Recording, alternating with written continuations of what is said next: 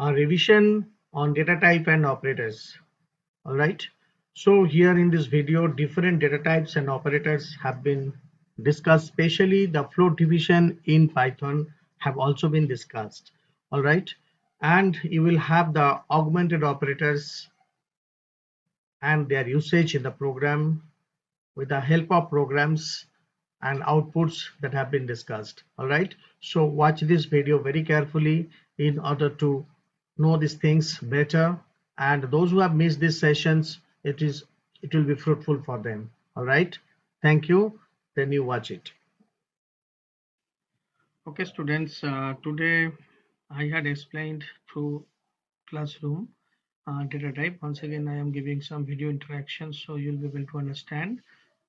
Data types are used to identify the type of data and associated operations to handle it. Okay, why different types of data are to be there? Because the reason is that there are different, like we are having different type of articles you can see out here, like a clock, a table, an eraser, a pencil, a pen are of different types and all. We have segregated them into fountain pen, into ballpoint pens and all. Okay, severally, like we are having different types of data. When we are talking about the different type of characters, when they are come together, they will have will call them strings. When the several digits will assemble together, they will form numbers. Okay. Similarly, there are other three data types which you have not get introduced yet. Later on, you will be introduced today. That's why today I'm saying you only about the number. Okay. So the thing is that lists, tuples, and dictionary we will come. Okay, there's a spelling mistake.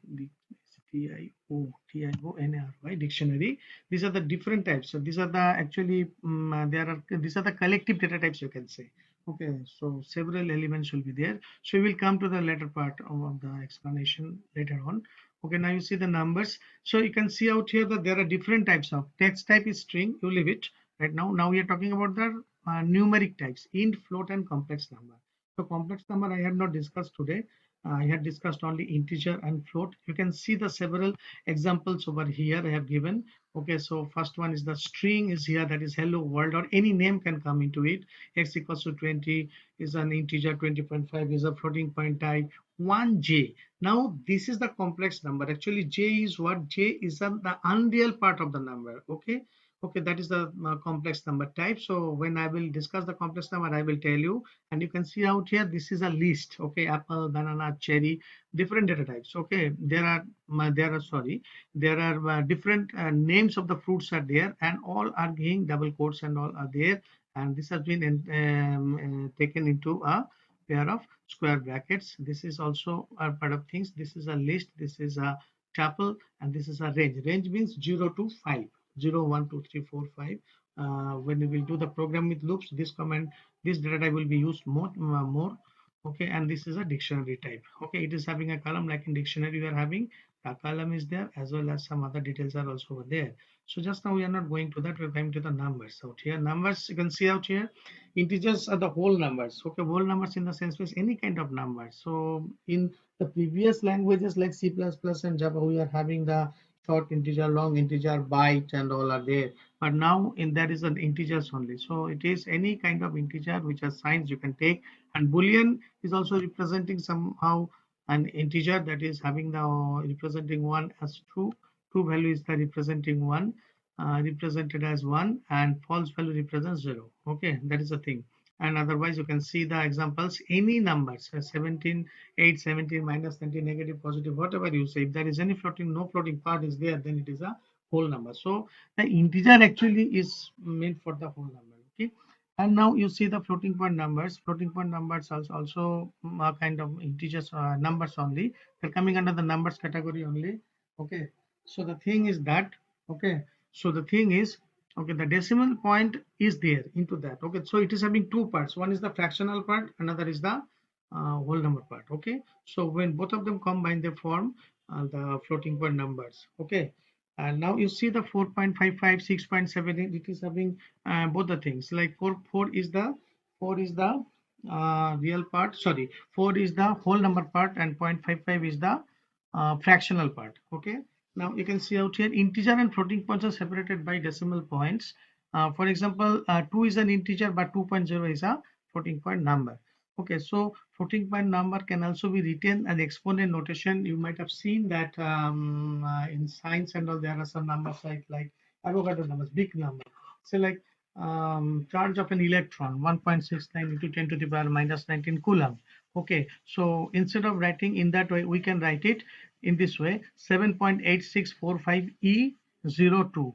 Okay, it means 7.8645 into 10 square, 10 to the power 2.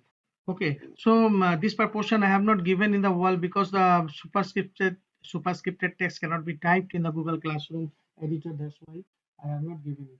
Okay, so this all about your data. So morning students. So now today we are discussing the other data types like complex number. So first of all, what is a complex number? A complex number is expressed in the form of x plus iy or a plus bi, or it is rather ib, you can say. So where real part and imaginary part have been separated. Okay, so the thing is that the portion which is a simple variable, that is the real part, and I is there. You can see I is actually particular, it is actually the square root of -1 that has been expressed as I. Okay, that is the imaginary part. So we can say that the complex number is made up of both real numbers and imaginary numbers. You can see out here the type of imaginary numbers, sorry, the complex numbers: 2 plus 3i, 1 minus 4i, 2 minus 5i, etc., etc. Okay, here you can learn the declare how to declare the is the practical implementation. Actually, you can go to the Python once again. Okay, so this is the program. Actually, you can see the extraction of real and imaginary part of a complex number. So you can see this there, complex number. Okay, so applicate 4 minus 5, that means the number should form 4 minus 5i, and this real will print the real part and imac will print the imaginary part. Let us execute it and see the output. Okay, so I am executing it now. You see out here, so source has been modified, so the output you can see out here what it looks like. Yes, 4 minus 5j has come out here, and 4.0 and 5.0 as well. Minus 5.0 is the imaginary part. Okay, so that is showing clearly the complex number operation. Okay, next is coming your uh, list operation, I think. Yes, it is the list operation. Okay, so the string operation, I mean, strings are the sequence of character of data. The string in Python is called the string literals. Okay, may be defined either in single quote or in double quotes. You can see how the string has been declared. The practical implementation you can see out here: TIJPS Siliguri, and plus sign is concatenation or joining of string. So what will be the output of this program? Output of this program will be TIJPS Siliguri. Together it will be printed, and as I have given the type of A, this type gives the class or data type that is involved with the particular program, sorry, particular data. So it is showing the type is str. So the string data can be expressed as str. Okay, so the thing is that a string in Python can contain as many characters as you want. A string can also be empty also. All right, so after that we are coming to the list. It's a very useful variable type in Python. A list can contain a series of values. List variables are declared by using brackets, okay, and following the variable name and separated by comma. So you will do an implementation of it immediately after. Lists are mutable. That means that the elements can be changed after creation. So you can see the type of list. So okay, different data types we can put it out here. Just now we will come to the Python once to see the list manipulation. This is the string manipulation. You can execute it once more. You can learn module out here. Okay, see, this is the string type. Okay, that is the thing. Okay, so this is the string manipulation. Okay, and now we will coming the, this is the tuple. I will just open it for you once more. Recent files to go to the list manipulation part. Yes, list manipulation. You see the list has been taken, and I'm executing it here nicely. Okay, so out here this particular first list has been printed, and the first element, list 1, list 0 means the first element is assigned as 0. 1 column 3 means from 1 to 3. So the 25 and John has been printed. One extra that won't be printed. It will come 1 and 2, and then the 25 has been printed out here from the second element. Actually, it starts from 0. That means 1 will be the second element, and here the list 2 into 3 means the total list will be printed 3 times, and list 1 plus list 2, which is the concatenation of list, has been shown out here. Okay, that is the thing. Next is coming the tuple manipulation. This is also kind of list only. Okay, but the only difference is that in between tuple and the list is like this. You can see out here. This is a list. Okay, all lists of Python 0 is the indexed. Okay, we reference the number of length of the list of the elements is always the number shown plus one. Okay, that is the thing. That is the list thing actually. So we have shown, I have shown it out here. And next is coming. It is an ordered sequence of items, same as list. The only difference is that the tuples are immutable and lists are mutable. Hence, you cannot change anything out here. Okay, tuples once created cannot be modified. Tuples are used to write protect data and are usually faster than list as it cannot change dynamically. Tuples are defined. So we are coming back to tuple once again. Tuple is an ordered sequence of items, same as list. The difference between tuple and list are that tuples are immutable, whereas the lists are mutable. Means in one you can change it and in another one you cannot change it. Once created cannot be modified, clearly stated. And tuples are used to write protect data and are usually faster than list as it cannot change dynamically. Tuples are defined in parentheses, but the list was in the square brackets. Okay, and the tuple manipulation you can see out here. Okay, you can go back to the Python once more for you. Okay, let's see. Okay, so this is the tuple manipulation you can see out here. This is the tuple manipulation. Okay, program, and I'm executing the program once more. Okay, run module, and this is the tuple will be shown to you. Now you compare the list output and the tuples output. Okay, maths leaks Hindi computer, that is the first one. Second one is sub one, same as list. The first element will be mm, second element will be executed. If you would have given sub 0, in that case, maths will come. Math should come, okay? And then sub up to 2, colon, then 2 means up to 2. That means 0 and 1 will be printed. So 0 and 1 has been printed, Hindi has not come. Okay, so the other thing is the 2 colon. So 0, 1, 2 onwards. Okay, that means Hindi and computer has been printed out here. And the third one is add sub into 2. Same thing you have used in list by into 3. You have done that is 3 times the list has been manipulated here. Sorry, printed here. Here also the 2 times the list has been printed. The sub add sub 2. Okay. And next this particular plus sign is has been used out here in order to um, concatenate or join the two different tuples. Okay, both the things have been joined out here, has been printed, and the resultant tuple. All right, so that is the way that you have to do the tuple manipulation, the tuple one. So later on we will have many programs as well on this list and tuple. Basically these two data types you have to use further in the programs and all. So that's what in the tuple type. So today we have seen four things actually. Four things, yes: complex numbers, strings, list, and tuples. All the practical manipulations have been described out here, and you should practice it. Okay, practically, which we have downloaded it. So that is the thing. The thing is that you have seen the string once more. This is the list also. The list you have done, and this is the string manipulation. String can be stored in either in single quote or in double quote. That is very important. And this is the a plus that sign you have seen that is meant for concatenation or joining. I have written it also in the remark, concatenation of joining. And this is the space also has been concatenated. Remember, space is also considered as a string only. And type command, this type attribute has been used in order to see the data type. What kind of data type are you using? Suppose I would have taken b equals to 64 and I have given type B, print type B, then in that case it will show me int data type int 64. Okay, like it has been shown out here once more. I'll show you string str. It has been shown out here when I have executed the program. You see out here, that is the purpose of the type. One type is string that has been actually given as str. Okay, so you have listened, you have understand it. I think you have understood it. I think so. You please kindly do its practical manipulation. Okay. Next, I will meet you with other videos. Thank you. Now, operators, the class that we had already completed an explanation of that particular topic, that is the operators. So, operator has an immense importance in the field of programming. So, if you say what is an operator, operator is a symbol. Operator is a symbol that works on operands. Okay, that works on operands and just to produce a specific results. So you have seen in that explanation in the classroom, you have seen when I had explained that there are different type of operators, like we are having the unary operators, we are having the binary operators. So binary operators, what is there? First of all, binary operator has two operands. So most of the operators are working in the binary notation only.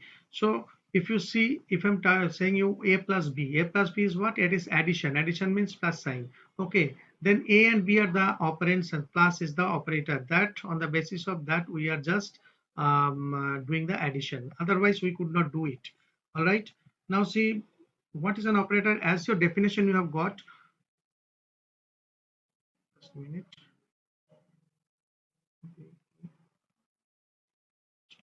Operators, yes. So Python carries a wide range of operators. What is that? Arithmetic, relational, logical, membership, identity. These are there. Apart from this one, the bitwise is also there. I'll explain it later.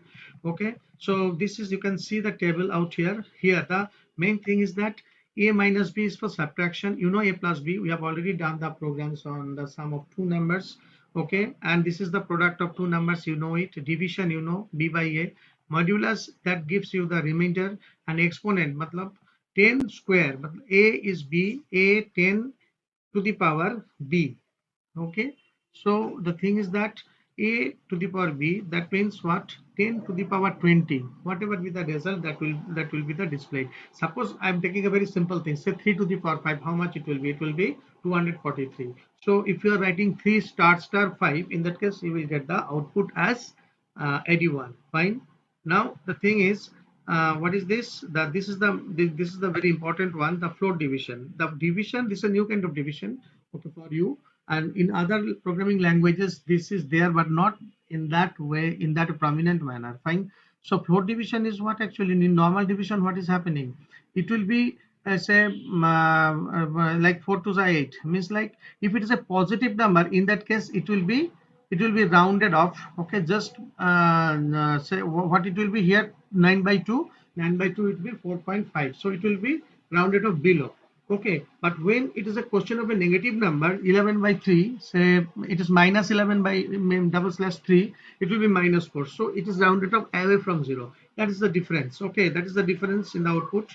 Okay, I have written a program also, I have posted it also in the classroom wall. So what is that? A equals to 34 and b equals to 5. This is a normal division. It is giving 6. Okay, but I'm taking another one, c divided by d minus 23 divided by 7. So it's supposed to be minus 3.285 or something like that, but it has generated the output as minus 4. So generally minus 3.285 whatsoever, it is greater than minus 4. So that's why we can say that in float division, the division will take place away from 0. Sorry, the rounded off will take place away from 0. So these are the things. So now the question of the unary one. Unary one is having the only one operator. Okay, only one operand, I mean. Okay, so like plus 5, a equals to plus 5. Normally we don't mention it. Mention the thing is that you can see the output out here once more. Just a minute. So in the unary case, what is happening? Only single operand. All right. Single operand, what is happening? Like a equals to 5. We don't generally mention a equals to plus 5, but plus is understood over there. Suppose you are taking a equals to minus 5, then you are mentioning a negative integer. So that is only having a single operand minus. Okay. Now there are as many as operators are there in Python. Mostly those are binary notation. They are following two operands, and in the middle the operator will be there. That means left side one operand, right side one operand. And when you are writing a equals to 5, that is an assignment. So equals to is also an assignment operator, that is also having the binary notation. That is a equals to 5 or whatever assignment you make, that is binary only. Okay, so tomorrow we will have some more discussion on the logical and relational operator. Okay, first you understand, to listen this one properly and try to understand, tally with your output whatever has been generated and get it done. Fine, then thank you. Today's topic is augmented assignment operators. Previously, you have seen that assignment operator where the equal to is involved. Here also in the augmented assignment operator, equal to is obviously involved. It is used to do the continuous assignment. Augmented means continuous, means the previous, means the whatever assigned value will be there, that value will be updated by addition, subtraction, multiplication, division, finding remainder to the power, etc.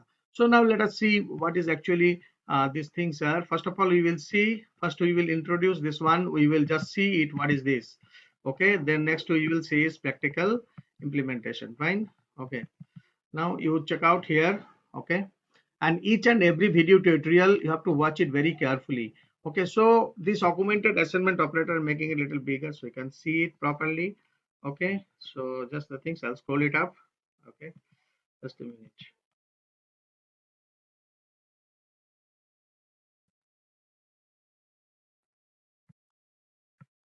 Now it is quite visible. Okay, all right, wait. This is the thing. So what does it say? Here you see, please, p plus equals to not plus, it will be plus equals to, adds right operand to the left operand. Okay, and assigns left to the, and assign result to the left operand. That means c plus equals to a means c equals to c plus a, means the a is the right operand and c is the left operand, and it is updated into c. Similarly, subtract right operand from left operand, assigns the result to the left operand. You can see here clearly, c minus equals to a means c equals to c minus a.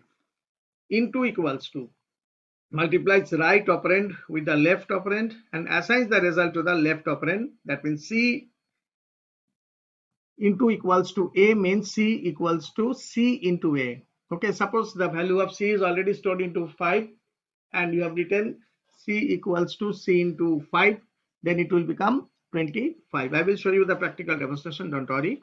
Divide equals to means it divides the left operand with the right operand. Okay, and assigns the result to the left operand, means a is the right operand and c divide equals to a means c equals to c divided by a.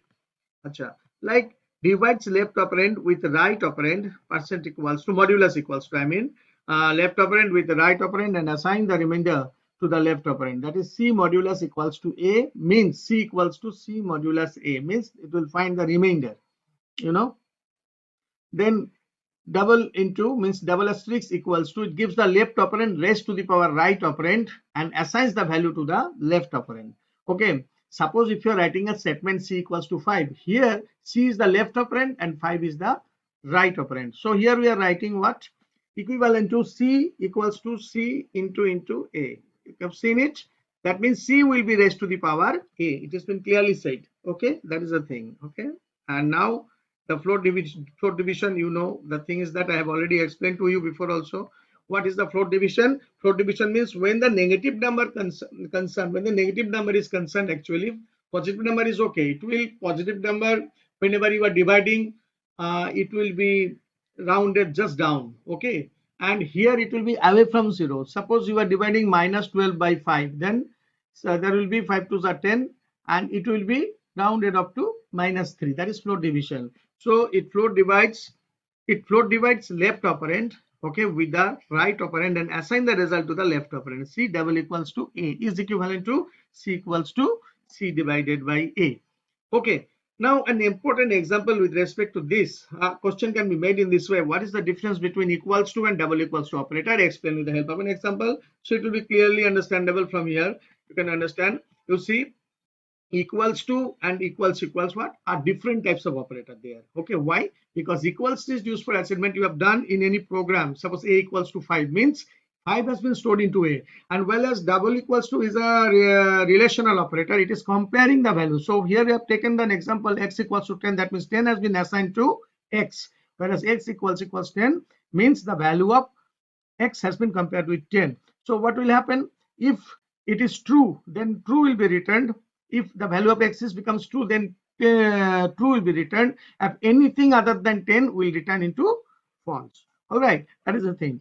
In the next part of this tutorial video, you see the practical function, practical of the continuous assignment operator or the augmented assignment operator. Okay, so in the next video, you follow it.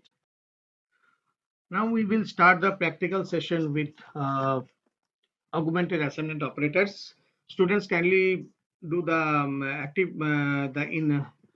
the interactive mode of Python. This is the interactive mode of Python. So now we will do our working by taking two values. Already I have given some example in the document. So which one I'm going to upload in the table by taking few values over there. The similar way I will do it here. Here also you see once how the practical to be done. First you take equals to a, suppose a equals to, suppose you have taken 5, then a you give a plus equals to 5, which will result into, when you will give the print, that will be result into, sorry, print a, that will be 10. That means 5 is added with 5. Similarly, a equals to, suppose you are taking say 10 and you are taking a minus equals to 5, it will give you the result what you see, print a 5. That means a equals to a minus 5. That means 10 minus 5 is giving you 5. Next is coming a equals to, suppose 10 I am giving, okay, and I am taking I a into equals to say 6. Then what will be the output? It should be print a means that will be a equals to a into 6. That means 6 times 60 to be printed. Yes, the output has come. Okay, now I am taking say a equals to say 24. Okay, p equals to 24. Okay, now p divide equals to 4. Then what will be the quotient? That means p equals to p divided by 4 will result into what? Let us see. Print print p I am giving. Then what is happening? That means 6. That means 4 6 are 24. That means p equals to p divided by 4 means 24 divided by 4, which is actually giving you the result 20. Sorry, quotient as 6. Now suppose I am taking p equals to 24 and I am taking p equals to, sorry, p divide equals to say 6. Then you see, not divide equals to, modulus equals to, that will be giving you the remainder. Suppose I am taking 6. So now print p. So it will result into what? It will result into 0 because the remainder is 0. Similarly, if I am taking p equals to 24, suppose here, and then p modulus equals to, say I am taking here 5. So 5 4s are 20. That means p equals to p modulus 5. Let's see what will be the remainder. Remainder will be 4 in that case. Sorry, print, and then it will be p. Okay, so it will give you the remainder. 5 4s are 20, and 24 minus 20. If you divide, then 4 will be the remainder. Fine. Next is what? P. P equals to, say I'm taking 3 and I'm taking p into equals to, that means to the power, I'm taking here 4. So 3 to the power 4 will be calculated in that case. So print p, if you are giving, then it will return you how much? 81. Okay, that means 3 to the power 4 is 81. Fine. About the next one is the last one is the float division, I believe. Yes, that is the last one is the float division.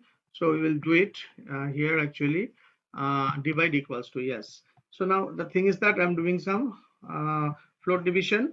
Okay, say p equals to, I'm taking say 34. Sorry, I'm taking a negative number. First of all, 34, then a